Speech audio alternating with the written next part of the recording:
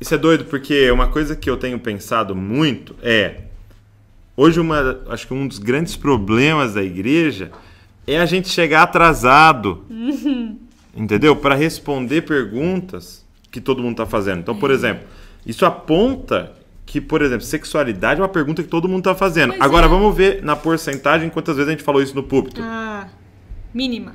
Entendeu? Então, e aí a gente falou... Agora olha a porcentagem que o mundo tá falando. Não, e aí a gente falou de um assunto 1 milhão de vezes no púlpito e que ninguém tá perguntando. Ninguém quer saber mais daquilo, gente. Nossa, então, isso é um grande desafio pra gente. Porque aí quando a gente começar a falar, já era o assunto de 5 anos atrás. Exato. Entendeu? Abuso sexual foi um assunto que quando eu falava, eu não via as pessoas falando na igreja, assim, não, abertamente. Não fala. Você via falar, tipo, gente, ó, não, hoje a gente vai falar sobre como você pode ajudar o seu filho a se prevenir do abuso sexual. Eu não ouvia. Sim. Eu não ouvi na igreja, eu cresci na igreja, eu não ouvi meus pais falarem sobre isso. Sim, sim. Depois que eu escrevi o meu livro, a minha mãe me falou que ela sofreu. Uau. E que a minha avó, mãe dela, sofreu. Então, sabe, são coisas... E eu pensei, por que você nunca falou? Sei, tipo, sabe? Então, realmente a gente tem que responder o que a igreja está perguntando hoje, o que o mundo também está perguntando hoje. Sabe o que a gente estava fazendo aqui? Douglas, os pastores estão no Felipe Neto esqueceram o TikTok. Aí daqui a 5 anos eles foram pro TikTok, não tem igreja nenhuma falando sobre o TikTok. Exato. Que é a pergunta de agora, daqui a pouco vai ficar defasado, já ninguém mais tá nem falando. O TikTok hoje, quem é a galera que tá lá hoje falando, representando o cristão? Aí, às vezes, tem cristãos TikTok lá que estão fazendo conteúdo do jeito deles e a galera madura que devia estar lá também ajudando, bate nos que estão lá. Entendeu? Porque procura, entre milhares de coisas que concordam, procura que discorda pra focar naquilo. Sim, sim. Então, isso às vezes, nós, os cristãos, aquela que começa a militar do nada, né? Ele crente. É porque...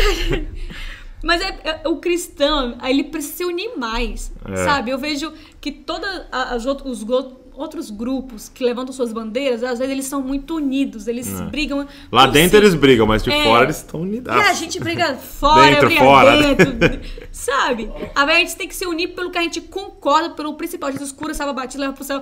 Independente de onde você acha, se você vai ser aqui, se vai ser depois, se vai ser escapista, enfim.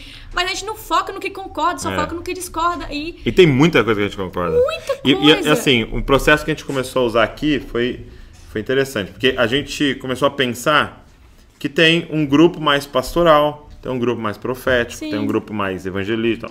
Aí o que a gente fez? A gente começou a reunir esse grupo pastoral e fazer a seguinte pergunta. O que vocês estão observando de demanda na igreja? Sim. Qual é o problema que a galera tá tendo? Aí eles começaram a falar. E a gente elencava. Tal. Entendeu? Aí a gente ia pro grupo ali mais profético e falar, cara, o que é que o céu tá falando? O que vocês estão ouvindo de Deus? Entendeu? É isso aí. Pra depois ir pensar, que série nós vamos fazer? Yes. Com essas listas na mão. Exato. Entendeu? Então a última série que a gente fez foi Mentiram pra Nós. E a gente pegou 5 temas que era a demanda da comunidade de problema que estava acontecendo. Entendeu? Pô, eles entenderam isso errado, tá entendendo? Por causa desse entendimento errado, por causa desse.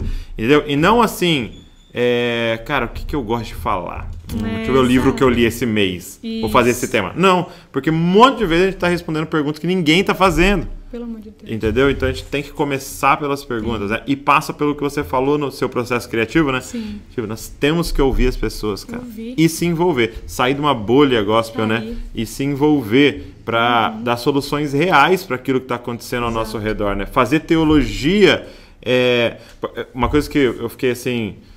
que mexeu muito comigo quando eu estava estudando hermenêutica, exegese, estudando como estudar a Bíblia, né? Quando chegou nas cartas, né?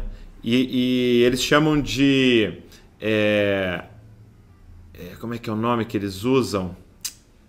Mas tipo assim, como se fosse assim, uma teologia prática. Então, tipo assim, Paulo nunca escreveu um texto teológico para ensinar algo. Ele escrevia um texto teológico para resolver um problema. Resolver um problema. Entendeu? Então, para resolver um problema. Para uma pergunta. Resposta para uma pergunta. E não tipo assim, olha esse conhecimento novo que eu tenho. Olha como eu estou sabendo. Olha esse livro novo que eu li. Exato. Não, era tipo, vocês estão com esse problema, então como a Bíblia resolve esse problema? Exato. E aí ele respondia isso. Então, quais são os problemas de hoje? Se Paulo fosse escrever uma carta para a igreja de São Paulo, para a igreja de Bragança, para a igreja de Taubaté, para a igreja do Brasil, o que ele escreveria? Essa é a pergunta, eu acho. Então, você que sonha em fazer vídeo, você que sonha em fazer um podcast, você que sonha em ser pastor, pensa nisso, cara. Quais são as demandas que a gente tem hoje? Seja a solução para isso, né? Olha a sua faculdade. Exato. Essa é a carta que que Jesus queria que você escrevesse para sua faculdade? Qual é a demanda? É político? É o quê? É social? E aí você vê que, por exemplo, quando Jesus chama os discípulos, os apóstolos, ele não pega nenhum sacerdote.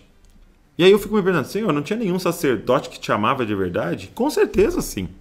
Entendeu? Havia muitos sacerdotes, eram milhares de sacerdotes na época de Jesus que trabalhavam no templo. Ele não escolheu nenhum sacerdote. Mas por quê, na minha opinião, na minha interpretação? Porque sacerdote era filho de sacerdote, neto de sacerdote, bisneto de sacerdote, ele estudou em escola de sacerdote, morava em casa de sacerdote, vestia roupinha de sacerdote.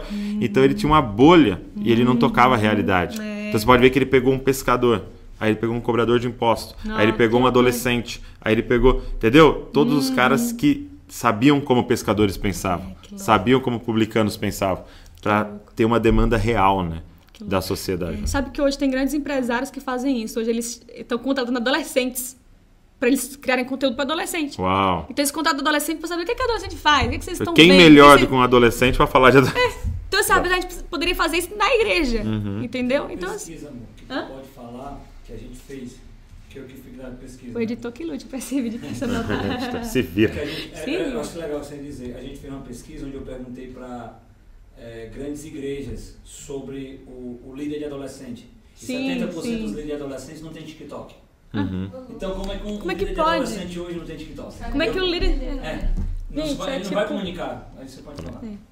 Um exemplo disso é que nós passamos com vários líderes eu e o Sam nas viagens, sempre que a gente encontra com alguém, a gente pergunta sobre o líder de jovens, de adolescente. Quando a gente foca no líder de adolescente, a gente pergunta se o cara sabe o que é TikTok. E ele não sabe o que é TikTok. Só que o adolescente dele tá no TikTok. Então, assim, o adolescente dele tem várias dores, tá consumindo várias coisas, tem uma linguagem, tem um mundo de memes e linguagem que só existe no TikTok. Quem não tá no TikTok não vai entender o que ele tá falando. Só que o líder não comunica daquele jeito, não fala, não se encontra, não estuda, né? Não responde a pergunta que está sendo feito. E aí surge vários questionamentos no TikTok e aquele adolescente não sabe para quem perguntar. Porque o líder dele não sabe o que ele tá falando.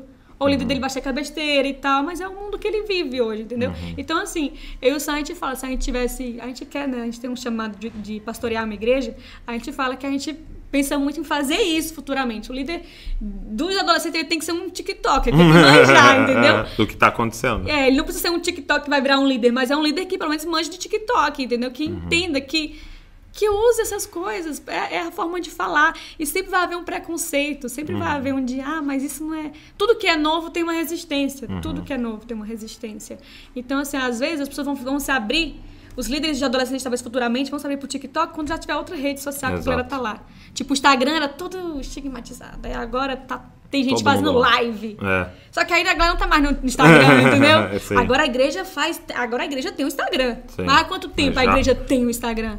Sim. Agora a igreja usa YouTube. Agora a igreja do meu pai lá no interior do Ceará tem um canal no YouTube que faz live, entendeu? Mas antigamente, quando começou, por que não, sabe? Exato. Então é muito isso tipo, o mundo parece que tá um passo à frente, a igreja tem que estar 2 passos à frente, sabe? Eu acho que muito tem que... bom. Pra gente responder realmente.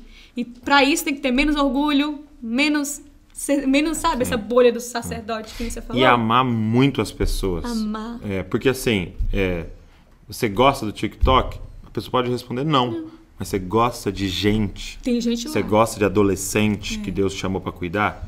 Então, cara, vamos sacrifício. pra cima. Chamado não é hobby, né?